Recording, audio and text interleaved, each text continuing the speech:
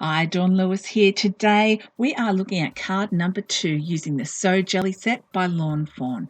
I did start without turning the video camera on. So what all I've done is put a dark piece of green basil cardstock to cover the entire front of my card.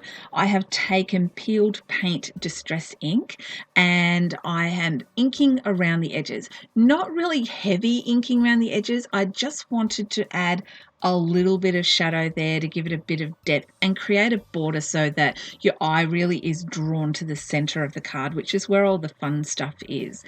The other thing is I've taken the jelly and the bubble stamps from the set, and using the peeled paint, I have stamped them just quite randomly on the green cardstock. You'll notice there's a blank space at the top. That's because I'm going to stick a panel over that, so I don't really need it.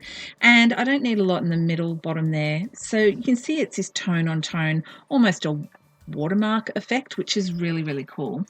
This is a center from a frame set that I was trying out, and I've just inked lightly around it with the shabby shutters and my distress ink tool with the foam pad. Really just sticking it on some lighter green cardstock. I like to stick my greeting on the cardstock and then cut it out rather than cut it and add the greeting. I like to eyeball the frame and make sure it's the right sort of same distance.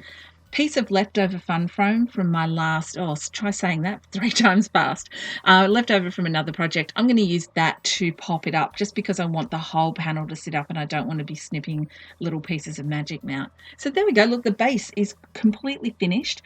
I'm stamping off my octopus just on a piece of scrap paper to make sure it's really, really clean because I'm using clear embossing ink here. Just starting in the center of this piece of watercolor paper, I'm going to stamp it and then I will add a clear embossing powder. And I should have used my anti-static tool first and I forgot because the powder really does stick in the little crevices. It's quite a textured finish, this watercolor paper that I've got here. So I'll use a brush for this bit and I'm going to use my anti-static tool, get that all around. I'm sorry the camera keeps jumping like this. I have figured out why it does that and I've turned that off, so future videos shouldn't have that when we're done with this jelly series. So again, I've just stamped jelly, embossed it, stamped, embossed, and now I'm hitting the whole thing with a heat gun. So we've got these really cool glossy jellyfish. Now I've got 3 shades of green. I'm starting with shabby shutters, and the reason why I'm going to cover the whole panel, but the reason why I'm starting off to the edge and swirling on is because I don't want like big chunky swirly lines in it. I want it to be very smooth. So I'm kind of creating my own very, very custom watercolor paper here, which is kind of cool. So I'm starting from the edge and just dragging all the color into the center.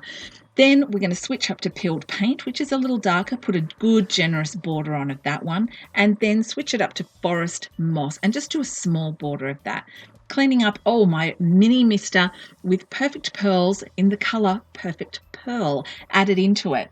I love how the distress inks react with water. And I've had these perfect pearls sitting around for ages and hadn't used them, and I've just thought I'd give it a try. And here we've got this gorgeous shimmer that just covers the whole piece. It's absolutely glorious. I really, really, really love it. Just remember, clean off your craft sheet when you're done so that you don't have big puddles of water on there. Because it's watercolor paper, it's been wet, I'm putting tape all the way around the border and a little in the center so it doesn't bubble up.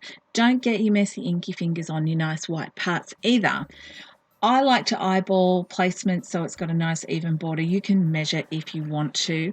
This was really quite fun to do, and you'll notice I have used the jelly stamps and I have not used Copic markers. Not a Copic in sight, people. I just hope you enjoyed this. I'm going to list all of the supplies that I used down below so that you can search through your stash, see if you've got them and get them out. Give them a go. Make your own gorgeous custom piece like this. Thank you everyone for watching and for subscribing to my channel. I appreciate it. Have a crafty day and I will see you next time. Bye.